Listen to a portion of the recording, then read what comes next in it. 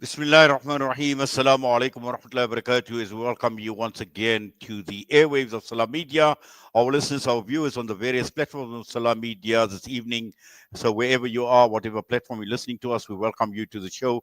Tonight being Wednesday night, and it is Wednesday nights in conversation with myself, Inayet Wadee, and we continue with Palestine, we continue with Gaza, we continue with the call to action, and many of us who have been following developments not only in South Africa but right across the entire world have noticed that the pressure is on, and the pressure is on not only on Israel or the United States of America, but also governments right across the entire world, and also many countries that are complicit in the genocide. Some of you may have seen visuals of embassies being chained and locked, and people walking away. And this is also a big week for us in South Africa, because this very weekend, three major cities in South Africa, Durban, Cape Town, have been responding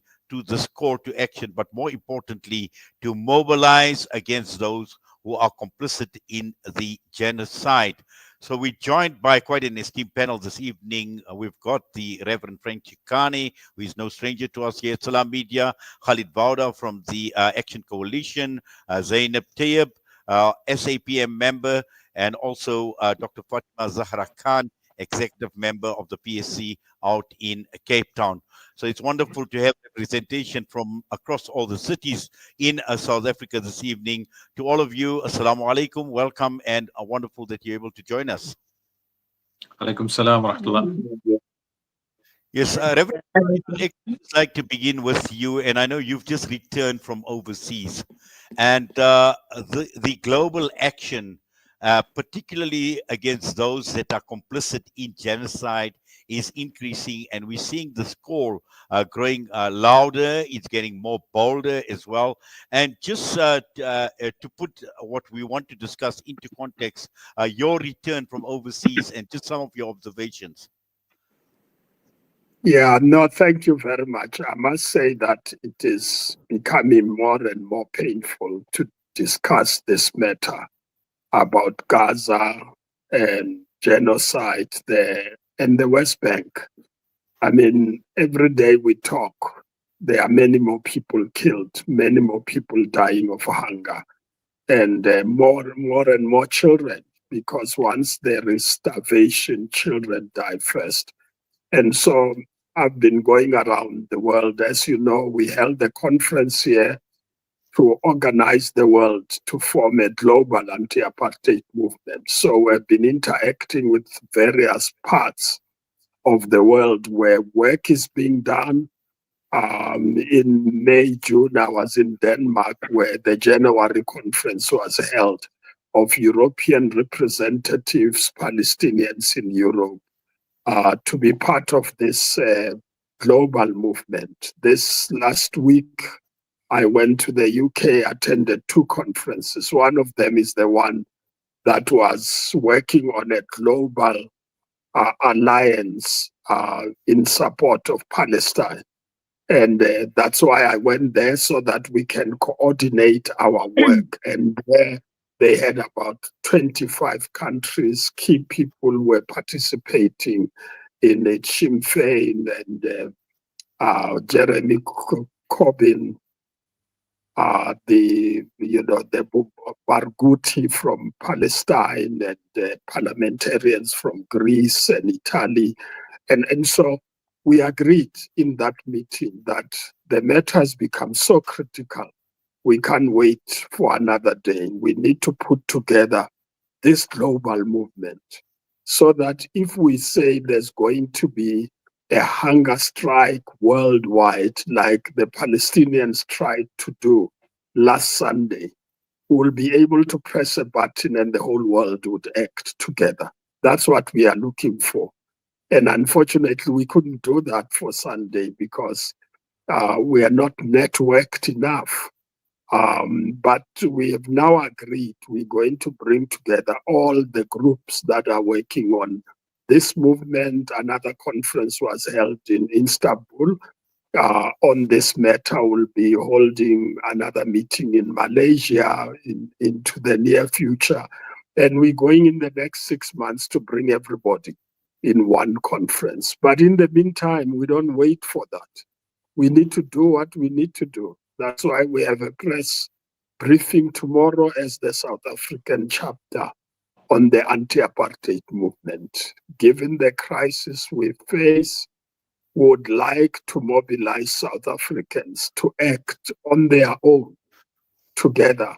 And in this case, we have support from everybody in South Africa, except some fringe groups.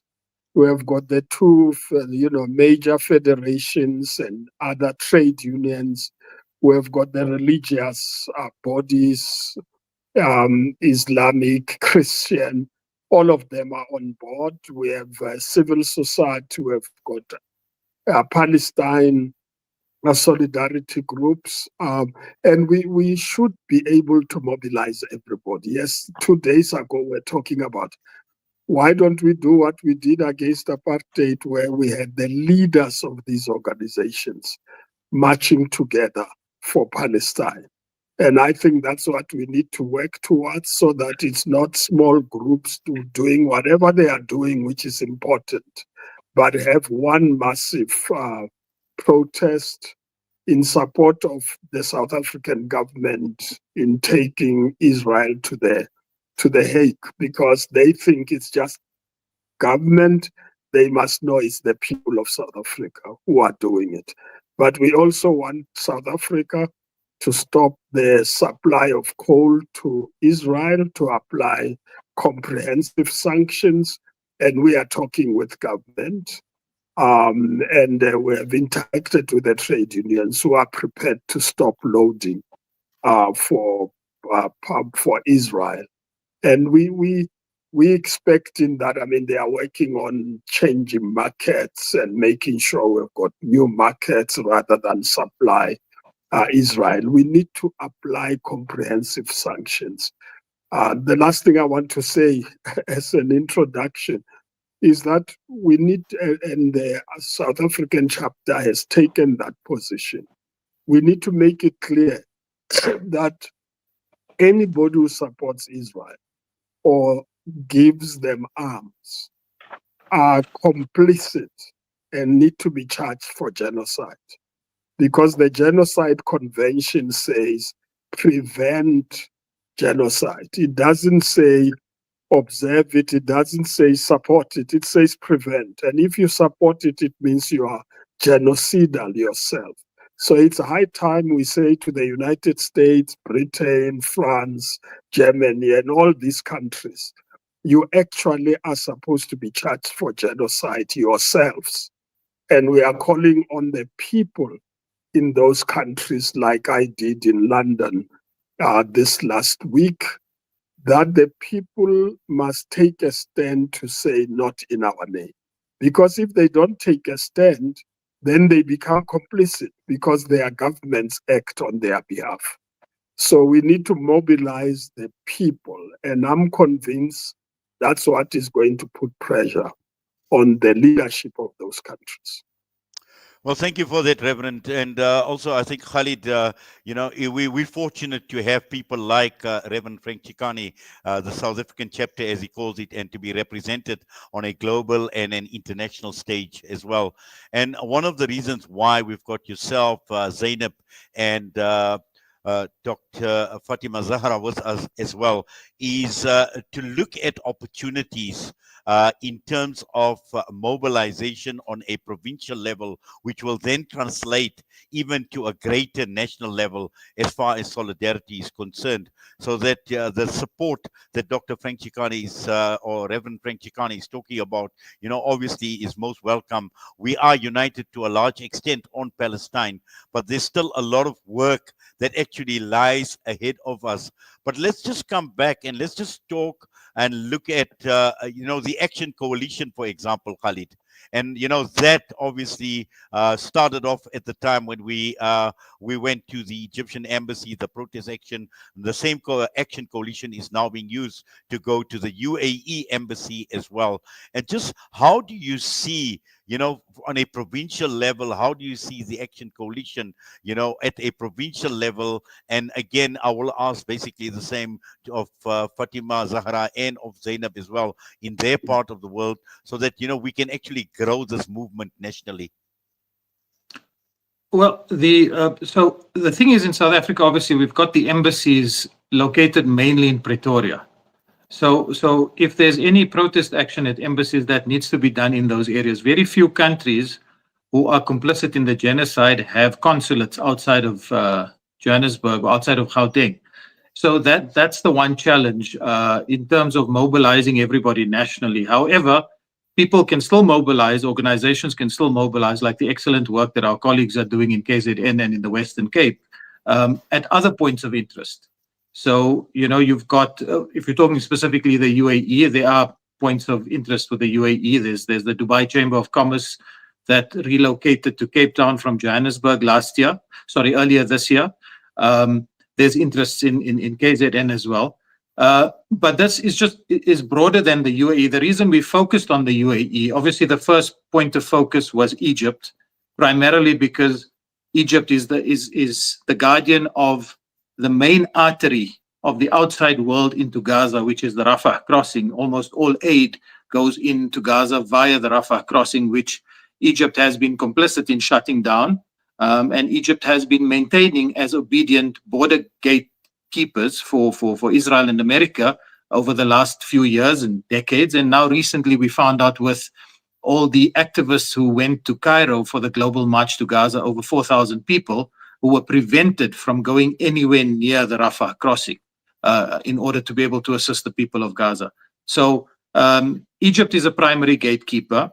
The UAE and the other countries in the region, I think what needs to be exposed. So for the genocide, we know who the depraved, psychotic criminals are. There's no more barbaric and savage people on the face of the earth right now than the Israeli society, and it's not just the government. I've mentioned this repeatedly. Although Benjamin Netanyahu is the face of this atrocious, savage regime, he's being supported by more than 80% of his people. They've elected him there. Of the population, close on to 15% are Palestinian Arabs who don't support what's going on. So there's an overwhelming majority in Israeli society who are currently happy with the genocide. They're very happy with the ethnic cleansing policy that the government's coming up with. And they're very, very happy with the talk that goes on in their media circles about the destruction of Gaza, about stopping the aid into Gaza, and about getting rid of all the people in Gaza and annexing the West Bank. Let's not forget that there's annexation taking place in the West Bank, and the settlers are running rampage in the West Bank by murdering people and by seizing land. They will not be able to do this without support. So while Israel is the face of this, the ugly, brutal face of this, we know direct support, military support and financial support from the United States of America. You've got support from the United Kingdom. You've got Germany who's been supporting, and you've got other European nations who've been supporting. And this is evidently clear. You've also got nations who are covertly supporting this genocide.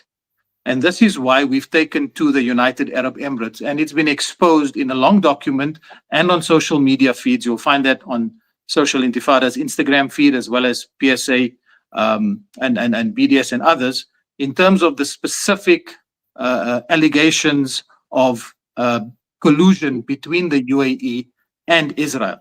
And this is going back to 2013. It's not anything new. But since they've signed the Abraham Accords in 2020, the UAE has become the closest, sorry to use this analogy, it's quite crude, but amongst the pile of filth we have surrounding Israel in terms of governments who do nothing for Palestine, the UAE has risen to the top of this pile of filth in the shortest space of time. Egypt they've had relations with Israel since the 70s, Jordan since the 90s. A few other nations have signed accords post the Abraham Accords.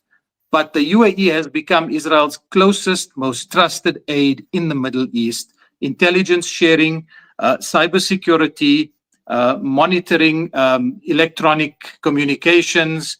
They've even got Meta doing work for them, where Meta are removing anti-UAE accounts that speak out against the government and their repressive policies. They're pushing pro-UAE, pro-government, pro-normalization accounts on social media, giving them more airtime.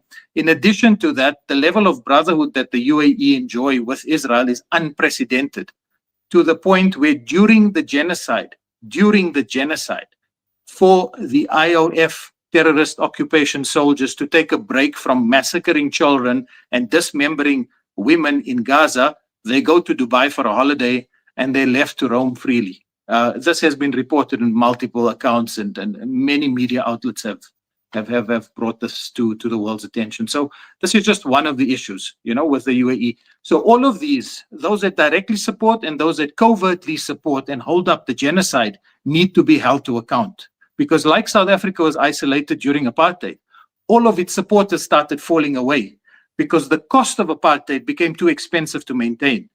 In the same way, the cost of a genocide and an occupation of more than 75 years needs to become unbearable on Israel and on Israel supporters, so they start falling away. And this is where civil society and the solidarity work that Dr. Frank spoke about is so critical. Shukran for that, Fatimah-Zahra, just to bring you into the discussion.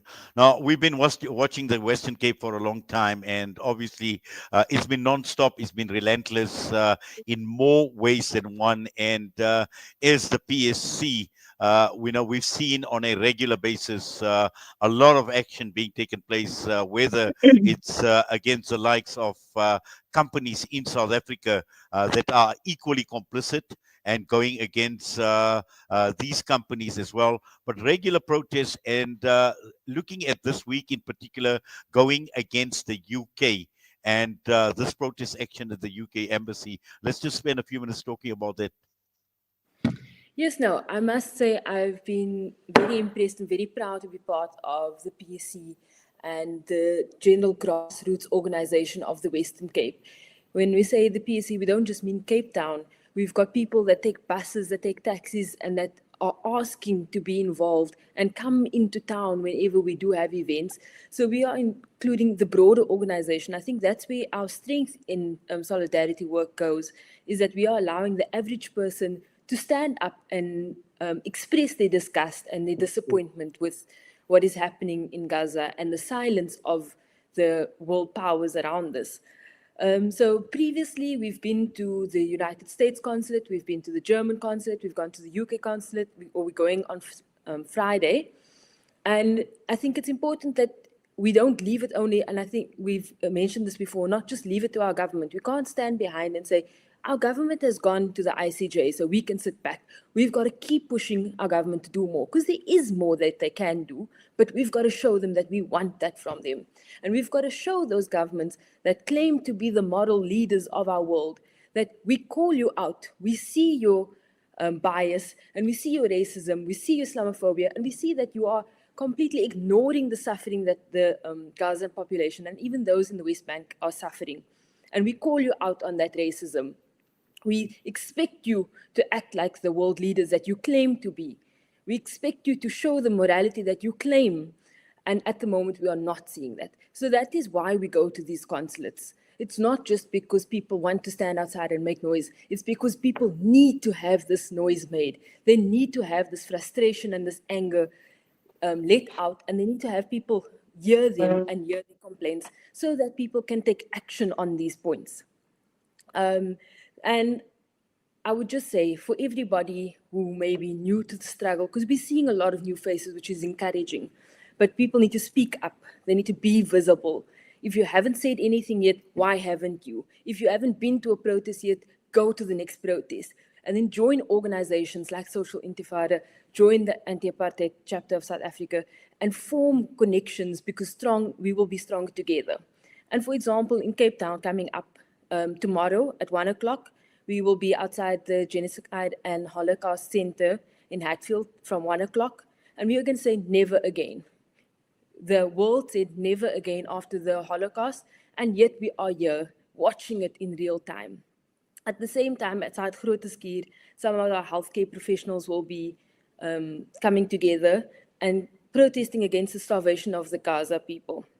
And from next week, we're calling on all doctors, healthcare professionals, physios, nurses, stand outside your hospital on Thursday. So from the 7th of October, 7th of August, we are telling everybody, go stand outside your hospital, even if it's for 5 minutes, even if it's for 10 minutes, make yourself seen, make yourself visible, and say that I stood up, my voice was being heard. And then, like I said, on Friday, from 10 to 12, we will be outside the UK consulate at Riebeek Street as part of the Global Day of Action. We don't have a UAE consulate, but we are going to go to those that are complicit. And we are going to say, we see you and we see your faults. And then the last thing that I want to highlight is that on the 5th of August, the PSC as well as some other respondents are going to be defending ourselves against Cape Union Mart and their slap suit against us, trying to silence the struggle of the Palestinians, trying to silence the calling out of their racism and their support for the Israeli genocidal regime. And if we allow this to stand, we will not have power as people. So we're calling on the people of Cape Town and the Western Cape to come join us outside the courthouse on the 5th of August and stand up for your right to protest and to call out genocide when you see it. But yeah, no, Cape Town has been amazing and I'm very proud to be part of the organization. I encourage more people to join us at all times. Well, shukran for that, Fatimah-Zahra and Zainab. Your part of the world, KwaZulu-Natal, now we've seen the urgent action alert, and what Fatimah-Zahra is saying, visibility is absolutely important. Visibility is critical. Now, we know week after week, some protest action is taking place, although it may be a handful of people, but making a standpoint. And again, looking at opportunities like the one where we've seen of this ship that has been suspected of carrying military cargo to Israel as well. That has now come into the open. That has trended quite a bit since yesterday as well. And just looking at it, in your part of the world, we know that there are a number of solidarity organizations. At Salam Media, we've hosted a number of initiatives, a number of programs in Durban as well, to try and bring all the organizations together. Just provide us with, obviously what you are planning at this point in time. Okay, assalamu alaikum and good evening. Yes, so last night we actually mobilized and we had a small protest action at the Durban Harbour, and that was with what was happening with the ship that has docked. So it actually hasn't come into harbour. It has anchored out towards Mshloti. So SAPM got together with their people and we went out, and there was a group of us that actually had gone out to the pier at Shaka Marine, and we protested there. And then there was another lot of people that went down to the police station at SAPS, and they laid a charge and a claim. So with that, we were able to get Transnet actually on board to check the ship out and, further investigation with SAPS and things like that. So that has been ongoing, and the vessel hasn't moved from its spot yesterday. So that's a good thing, and at least we know that there is something happening there, and then it's not actually just going to be going past us and without knowing. And I think the importance of last night's action was that if anybody enters into South African waters, this is what is going to happen. And I think it's also a call out to our government that they need to be more aware of which ships are coming in and what is going by, whether it's refueling or whatever. We just don't want those ships in our waters. And with SAPM, we have been doing Fridays for Palestine for the last over 1.5 years now. So it's a group of us that goes out to different locations within the communities, and we protest between 4 o'clock and 5 o'clock on a Friday afternoon. It's a small group of us. We sometimes get lucky with more people joining, and that, I think, is a problem that we have everywhere, where people support Palestine, but silently from their homes. And it's just the few of us that will go out every week, week after week, and try and make a difference and make sure that it's being seen, it's being heard. We also did the boycotting, where we had our T-shirts printed with all of the different boycott brands, and we did a walk through the local mall here at Pavilion. And we were obviously escorted out by security. But that was very successful because it really brought a lot to the front, and inshallah there's going to be some more planned. In regards to the coal, stopping the export of coal, SAPM also works very closely with that, and we are going to be having protest action in August with that.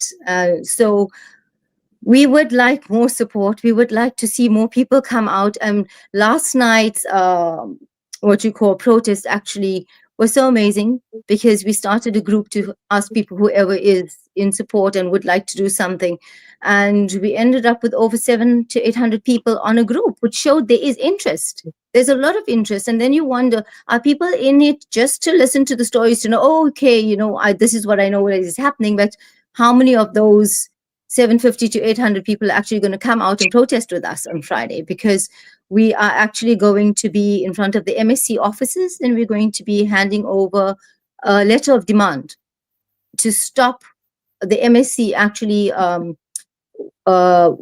docking in Israeli ports. So that is going to be a big thing that we are actually working towards on Friday, and it's something that we would really like for people to come out and show support in. Because I mean, if we have a ship passing through our waters, we do not know what is happening internationally. We cannot have eyes on every single port, but when we do get information, we want to act. So here in Durban, there isn't much embassies or anything like that, but we do go to the Holocaust Center. On Nelson Mandela's birthday, there was a protest action, the 60 Minutes of Silence, where SAPM had organized people outside, and they stood with duct tape over their laps for 60 minutes, and it was just a protest in silence. So there is continuous work, but what we don't see is new people joining. And that is what we need, because at this point in time, yes, we can all say we're supporting Palestine, but what is seen globally is not what you're doing in your homes and what, you know, things like that. We need to have focus on the streets. You need to be out there. It needs to show support with our government, because our government went to the ICJ. And if we as people, as citizens, are not going outside and showing our support that, yes, we are happy with this and we want it to move forward and we want it to be pushed forward, there is a problem, because everybody's silent. It's almost like, okay, the work is being done by somebody else. But no, we need people to come out. We need numbers. We need to be seen. We need to be able to show overseas that, you know what, we are here. We are with our government. We stand with Palestine. And there's absolute need for people to stop being at home and come out and join us on the ground. Yes, shukran for that, Zainab. And perhaps, I should just ask Reverend Frank Chikane, from what Zainab has been saying, the need to be out there. And in South Africa, I think, except for a few protests where we've seen huge numbers come out in the street. We've seen some in Cape Town. We've seen a few also in Johannesburg as well. But we're not seeing this on a consistent basis, Reverend Frank. And what we are listening tonight here is this call to action and this call for mobilization, like we're seeing in many cities right across the entire world, and particularly looking at us here in South Africa having taken the lead, South Africa having taken Israel to the ICJ and the ICC. We would be expecting a lot more on the streets of South Africa as far as Palestine is concerned, and our support. Yeah, no, I'm impressed about, the work that is being done in different parts of the country, but it's not enough, as you're saying. We need more and more people in the streets. That's why I started from mobilizing the leaders, because if we get the leaders, we'll get their followers. And let's take the churches, for instance. They've got millions of members. And if we got the leaders committed, every church in the country should have a sermon on Palestine, so that every congregant is able to know what's happening in the country, in Palestine, the pain, because most people don't turn on news. They watch the TV, but it's films and other programs, not the news side of it. So they would not know the details. We need to get them to the streets. The best way in which other countries do it is that they do it in turns, because you wouldn't have the same person in the street every day. But you need people to do it in turns, even if it's small numbers. If we can have people like Comrade Pando was saying, have people in front of the US Embassy every day, even if it's just 10 people with posters, but do it every day. And it is possible. The trade unions can do it, the churches, the mosques, and even temples. I forgot to say at the beginning that the South African chapter has got the South African Jews for Palestine. So we also have the Jewish community mobilizing within its communities. And I think we need to bring everybody. And doing it in turns would be the best. We must have a chain of activity from every part of the country. There are people who are now in Johannesburg organizing, even students from high schools, to say children are dying in Gaza. We need our children to know what's happening, and that they would want the children to go to the streets and protest about it. I think there is a lot that we have to do, and we don't have a choice, because in terms of our moral commitment as South Africa, in terms of our experience of suffering under apartheid, in terms of the violence we've gone through, we have no choice but to support the Palestinians. It is very painful. I've met them in all the meetings I go to. They are now basically waiting for death, because if the world does nothing in Gaza, everybody is going to be killed. They're going to die. I mean, the cruelty of the Israeli regime is just unbelievable. And I believe that that cruelty, supported by other countries, means they are cruel themselves. There are groups in South Africa, there's Christian Zionist groups that are attacking the Mandela Foundation for dealing with Christian Zionism. And these are a handful of people who religiously believe even if you kill children, that's okay. I mean, it doesn't make sense. I don't know what God they are talking about. I mean, that must be the real incarnation of the devil in their thinking about killing kids every day, starving them to death. I mean, you can't do that.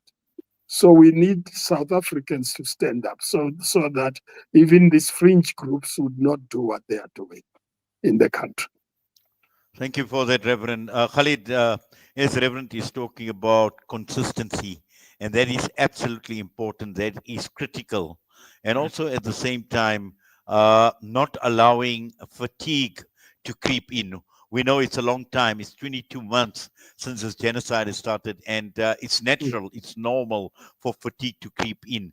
But as Reverend says, that there are areas that we can look at. There are areas of opportunity that we need to consider and to be guided by as well. And also at the same time to grow the movement, to embrace the diversity that we have in South Africa, to identify with the Palestinian cause, Khalid. Absolutely. And I think while protests are a visible form of solidarity, and ideally we'd like to get as many numbers as we can onto the streets whenever there's a call for this, what we also need to look at and appeal to the public and to the viewers is for people to take the initiative within their own circles of influence. So as Reverend Frank has said, we don't have a choice. We do not have a choice. There's a genocide taking place. It's either we bury our heads in the sand like ostrich and pretend this is not happening, which then makes us complicit in this because we're keeping quiet, or we do something about it. So if we are involved in politics, lobby your politicians. If you're in the education sphere, make sure you get the message out to people in your community, in the educational community. If you are in corporate, make sure you get the word out to corporate, make sure everybody knows about it. If you're in the medical fraternity, make sure you make a stand and you educate people in the medical fraternity. If it's mums, make sure you do that. If it's dads, make sure you do that. For all our kids and our teens and the young adults who are involved in sport, make sure you create an awareness about this. The amount of sports people that have been killed in Gaza just 2 months ago, one of the former national goalkeepers was murdered. His wife was murdered. He was homeless for a long while now. The carnage is across the board. Every one of us, the point here is every one of us need to take on a responsibility to within whichever sphere we operate and within whichever circle of influence we operate. And we all have that responsibility, morally and within our faith. This is something we do not have a choice in. If we've chosen to subscribe to our faith, we do not have a choice in what is going on. We have to speak up against it. That's the very least we can do. And I'll point everybody to the teaching of the Prophet ﷺ on this. When you see an evil, you need to change it with your hand. That's the first command. If you cannot do that, then you need to speak out against it. And if you cannot do that, then the least you should do is feel bad about it in your heart. And that is the weakest form of faith. This is the measure for me as an activist, and for all activists, wherever we are, and for all of us in general. Where on that scale of grading of the Prophet ﷺ do we want ourselves to be? Do we want to be just on the level that feels bad and says nothing? Or can we do more? We can do more. We all can do more. Activists, people who are working, people across the board, everybody can do more, as Reverend Frank is saying. So if we can speak out, then let's speak out. If people have a skill in writing, use that ability. If you can just send content, create content, do that to create awareness. If you have the ability to lobby politicians, do that. If you have the ability to organize a group, a pocket of people who are dedicated and will stand at one spot on a weekly basis or on a daily basis for a few minutes, as our sister has alluded to, then do that. Those are extremely impactful. We have our sisters in Pretoria, Community with a Conscience. It's a small group of sisters. They're extremely dedicated. There's no more than 6 or 7 sisters who go out on a regular basis and educate people about why they need to be boycotting brands. And they're getting great success because a lot of people don't know about this. So if we don't take the message out, people are not going to know. The thing is, within our circles, we are in echo chambers. So we think that everybody knows and everybody has access to the information that we have access to. No, it doesn't, as Reverend Frank has also pointed out. We need to take the knowledge to people. We need to keep taking the awareness to people. And it comes with a responsibility and it comes with an emotional weight because we have to see these images. We have to see these videos on a daily basis. We have to interact with some of those on social media, some of the journalists in Gaza and in the West Bank. And we're seeing some of us know some of them personally. So there is a great cost to this. But again, it's not something we have a choice in. We have a moral responsibility to humanity. We have a moral responsibility to our brothers and sisters in Gaza, and we have a moral responsibility before the Creator. Yes, Khalid. Fatimah-Zahra, I think just following up from what Khalid's saying, and we cannot take away from what people are doing, although there may be small pockets, as Khalid alluded to, the ladies who go out week after week, or what Zainab has been talking about as well. We cannot take that away because these are people that need to be applauded. They need to be saluted because they are dedicated. They are committed to the cause. But just looking at South Africa as a whole, and I know to an extent, I think many people marvel at the people of Cape Town because you've set some sort of benchmark when it comes to mobilization and support. We see it out in the streets. We see, numbers coming out, and I see Khalid obviously applauding the people of Cape Town. And a statement I made, I think, when Yumna Al-Said was here, to the people of Cape Town, if the liberation of Palestine had to come from South Africa, it would come from Cape Town, because that is how, I see Reverend you saying as well. So I think just looking at Cape Town and in terms of setting a benchmark and perhaps just learning from your experience in Cape Town, Fatimah-Zahra, in terms of what you are doing, that some of the other provinces may not be doing. I think that everybody is working hard and we are all drawing together. But if I can think of my experience in Cape Town, I think our strength mainly lies in our diversity. If we look at the PSC, which is broadly the organizing body in Cape Town with many other organizations, but very often PSC is involved. But we are a non-sectarian group. We're not a specific religious group. We are open to all. And we make sure that our programs appeal to all and that we support all different styles of programs, because not everybody wants to stand on the street and shout. Not everybody wants to speak out loud. They just want to stand quietly. So we give them different programs at different times, which makes sense because everybody is different and they want to show this support in different ways. I can think of the different groups. We've got the healthcare workers that is very strong in Cape Town as well. So they do healthcare teaching, they reach out to healthcare professionals, they do protest action outside the hospitals, and that is their niche group, and we support them when they are busy with those. We've got the lawyers for Palestine, and very often when we do struggle with legal issues like we are going to face with Cape Union Mart's legal suit against us, we've got people coming forward and supporting us. We've got sports action. So we had the soccer teams that came and played, and we had a full stadium of people coming to support. We've got Mothers for Gaza that does many programs. We do the silent walks. We do the solidarity walks. Last Sunday, we had a very last minute call. The call went out Friday evening for people to come and join a solidarity walk on the Sea Point Promenade. And the police estimates put us at something like 4,000 people with no real mobilization. It was just a call on social media, and the people showed up because we've got many programs. Coming up later this year, we've got concerts, we've got musical shows, we've got the Cape Cultural Collective. So that's what brings people to Cape Town and what brings them out onto the streets, because they feel that their voice is being heard and that they are given an opportunity to express their support in a way that makes sense to them. You know, my mother always shouts at me that I speak too much and I speak too loud and I must be more calm, but that is my strength. I can go out and I can take a megaphone, I can shout and they will hear me. But someone may not have that same strength. Their strength lies in other fields, and we've got to be able to organize so that all spheres of society can join and not feel excluded, not feel like this is only for the Muslim people, it's only for these people. So we've got to create space for people to show up. And that, I think, is what we do really well in Cape Town. We focus on our diversity and we make sure.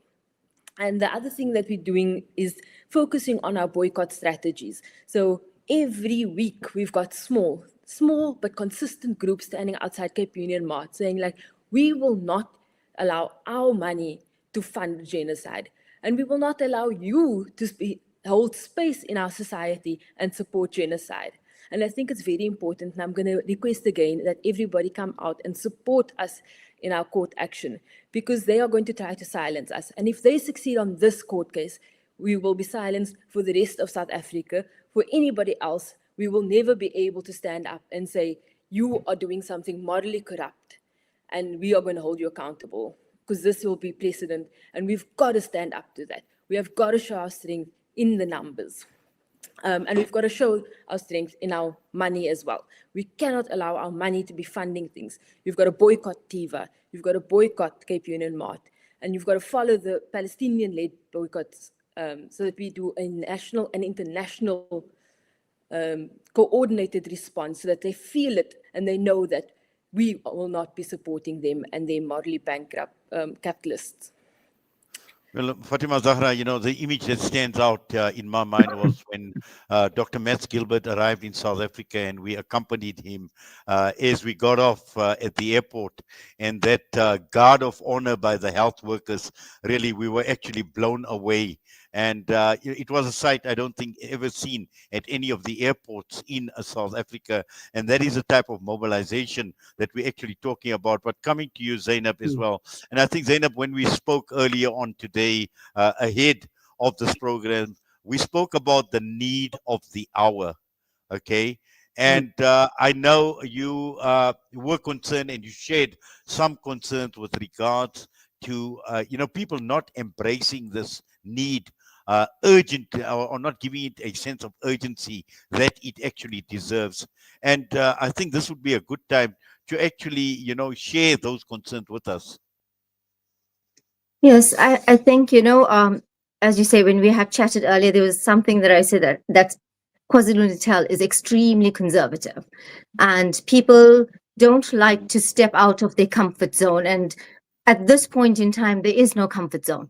we've got to now stop and look at ourselves and ask, what is our contribution? And as I said to you, it's an extremely sensitive topic, because when we speak to people about coming out for marches and coming out and supporting our pickets and things like that, as much as everybody is like, yes, we'll be there, the first thing later on is like, we're just so scared for the backlash from our ulama. And then you like take a step back and you think, okay, this is not for any,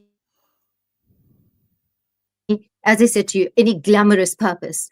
This is for a need. It is time that we stood up, used our voices, stood up for the correct things, publicized the correct things. Standing up for Palestine is no glamorous affair. I mean, what the people are going through cannot be put down on social media as I've been here for this reason. You're not there for any other reason but the people of Palestine. And I think that is the most difficult thing that we face in KZN, is the conservativeness of our society. And also, I mean, listening to Sister Fatimah-Zahra, when she speaks about across the board, they cater for the different, communities and societies. That is something possibly lacking where we are, because when we do go out, you see, it looks, and it's sad to say, but it looks like a Muslim thing. And that is something we need to break away from. And so I think the education needs to happen within our communities. We need to break away. But again, the conservativeness comes through. And I had spoken to you about my choice of schools for my children. And simply it's because of learning other cultures and being more inclusive. Because when you stay where you are, people don't know what you are actually doing. You need to come out of your cocoon. And that has been the greatest challenge here where we are. And like everybody steps back, and yes, we support Palestine, but, coming out is a different sort of thing for us. We don't do that. We can be at home. So I actually had quite a good thought about, for the people that feel that way in South Africa, that feel like, what, we're going to get backlash. We can't join. This is not correct. This is not the way to do things. Let's all put at least a flag out for Palestine. I mean, if you think about it, how many homes show support? If you are doing something privately at home, show your support. Start putting out flags. I have one in my apartment. It's stuck right on my window. So if anybody else goes out into the garden, they see a Palestine flag in my window. That is my support to say that if I'm not talking to you, it's still in your face. You're still going to remember this, and you're still going to know what is happening. Coming to the boycotts, it is not at this point in time should we walk into homes where we see things that are on our boycott list, simple things, your chocolates, your sweets, your groceries. I mean, there's so many alternatives. And the one thing, if you cannot find an alternative, for me, it's a matter of thinking about the people in Gaza that just don't have the food. You have an alternative plate of food or whatever other luxury you want. They don't have that. So boycotting is absolutely necessary. I mean, you cannot at this point in time say to yourself or your kids or anybody that, oh, you know what, shame, just this one time.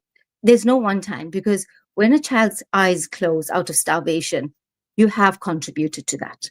It's a simple thing. You have to keep that in mind constantly, that I am a contributor if I don't take action in this way.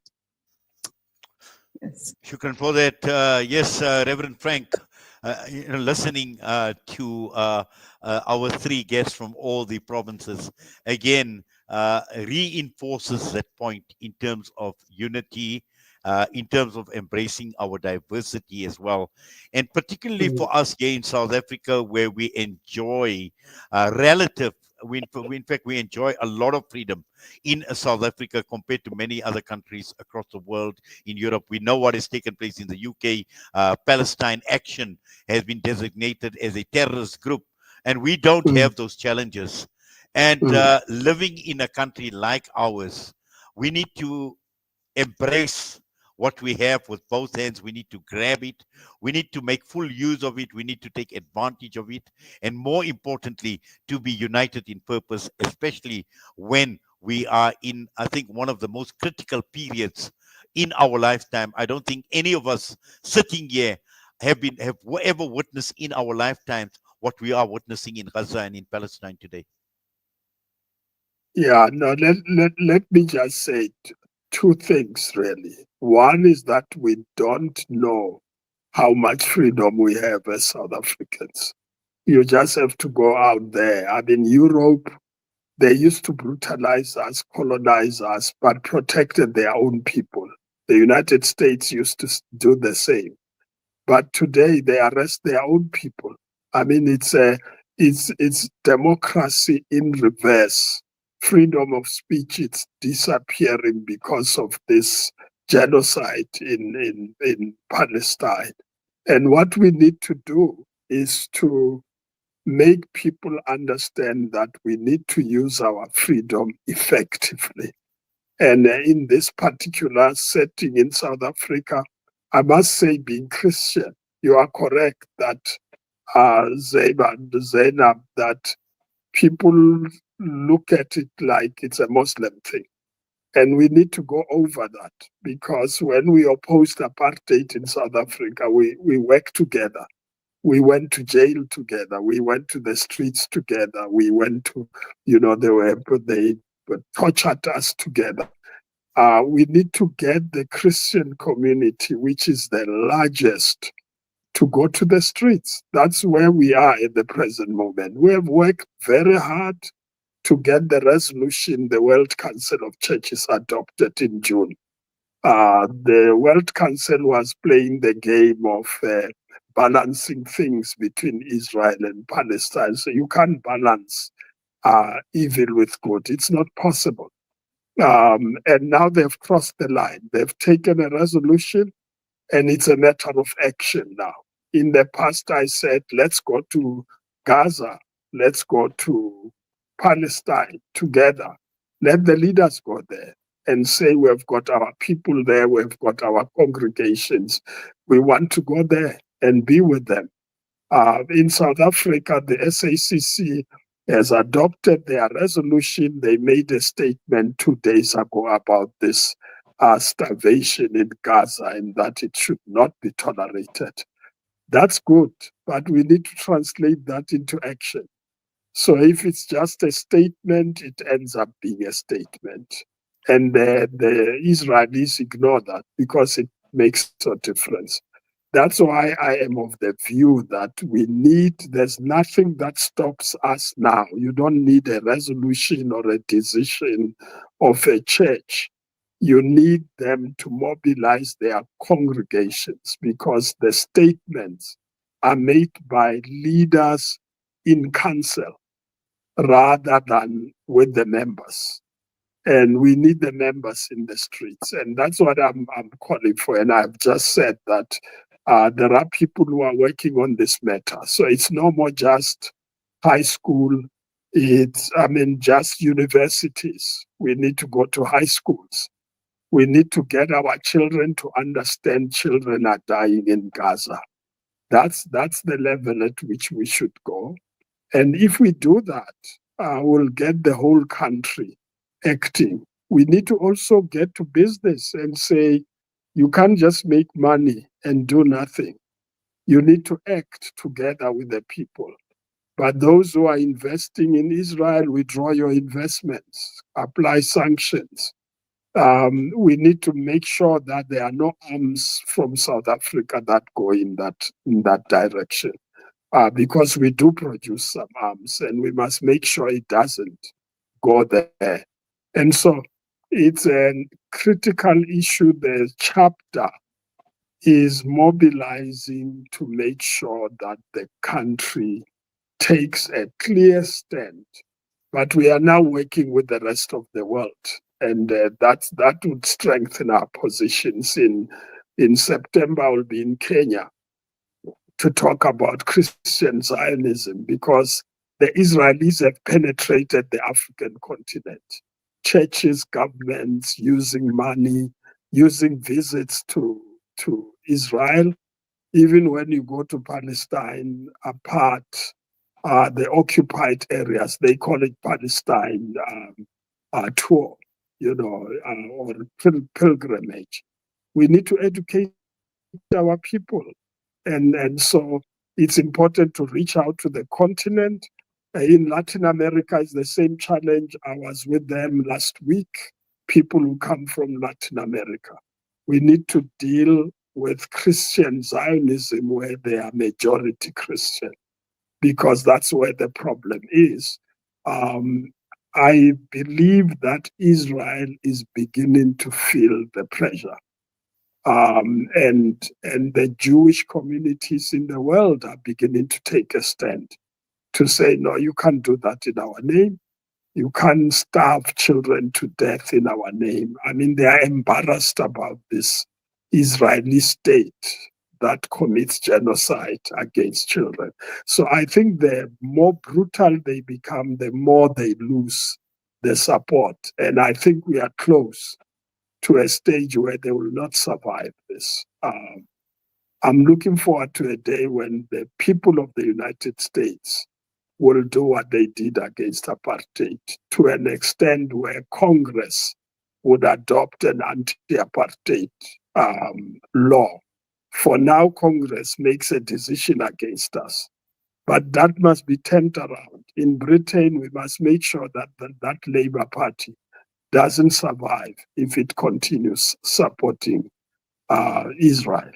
And the same with all the other countries. When I was there in London on Saturday, there were people from Germany who talked about the brutality of the Germans against their own German people.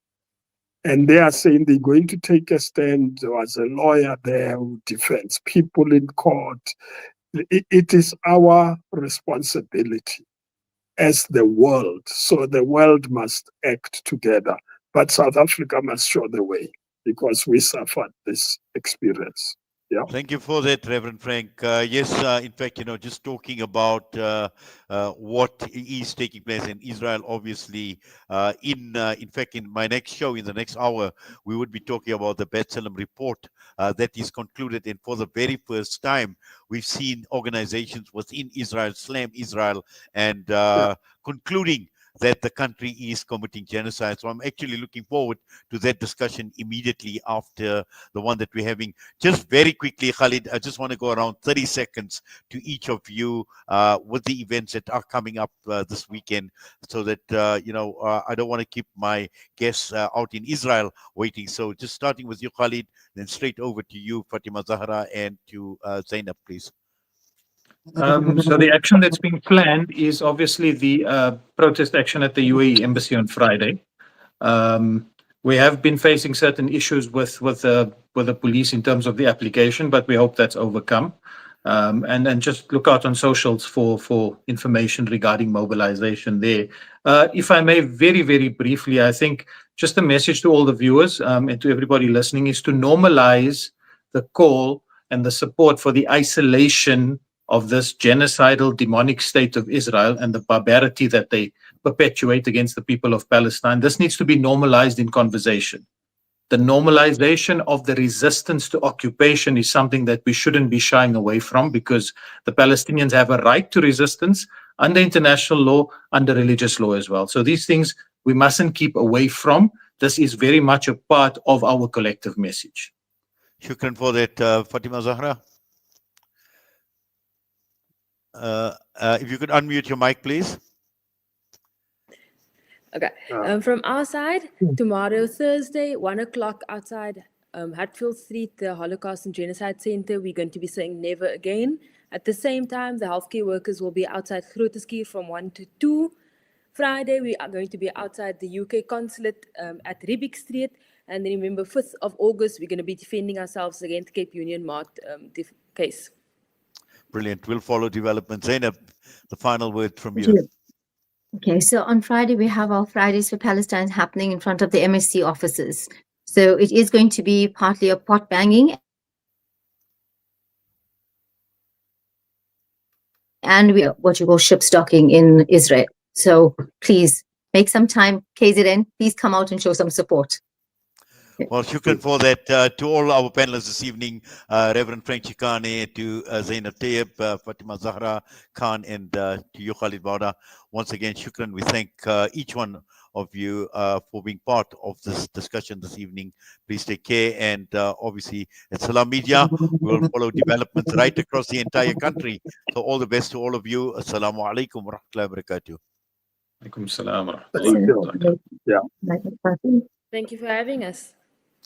Well, it brings us Okay. to the end of part one of tonight's edition of In Conversation with myself, Inayet Wadee. Stay with us because next up, it's the Bethlehem report concluding that Israel is committing genocide, and we've got some very interesting guests coming through. We've got Professor Heidi Grunebaum, an academic from South Africa. We've got Yair de Veer, a Bethlehem spokesperson, and also Gideon Levy, for a columnist at the Haaretz out in Israel.